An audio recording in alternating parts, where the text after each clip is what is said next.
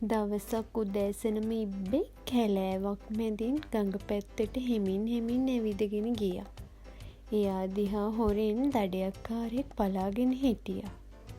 දඩයක්කාරයාත් හෙමින් මේ ඉබ්බගේ පස්සෙන්ම එන්න අමතක කරේ නැහැ. ඉබ්බගේ පස්සෙන් ආපු දඩයක්කාරයා විශාල දැලක් දාලා ඉබ්බව අල්ලගත්තා. ඉබ්බා බේරිලා යන්න ගොඩාක් උත්සාහ කළා. කායික ශක්තියෙන් විතරක් බේරෙන්න බැරි බව දැනගෙන හිටපු ඉබ්බා හොඳ උපායක් කල්පනා කරලා බේරෙන්න බැලුවා. ඉබ්බට බඩගාගෙන ඇවිදලා බේරෙන්න බැරි වෙයි කියලා හිටපු දඩයක්කාරයා ඉබ්බවත් උස්සගෙන ගඟ පැත්තට යන්න ගියා. ගඟ ළඟට අරන් ගියාට පස්සේ ඉබ්බා දඩයක්කාරයාගේ අත් දෙක ටිකක් බුරුල්ලනකම් බලලා ඉක්මනට වතුරට පැනගත්තා.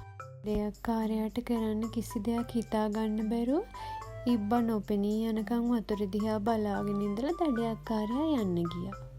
වේගයෙන් වතුර ඇතුළටම පීනා ගිය ඉබ්බා තමන්ගේ නුවණක්කාර බව ගැන සතුටු වෙලා ගඟේ ඈතටම පීනලා යන්න ගියා.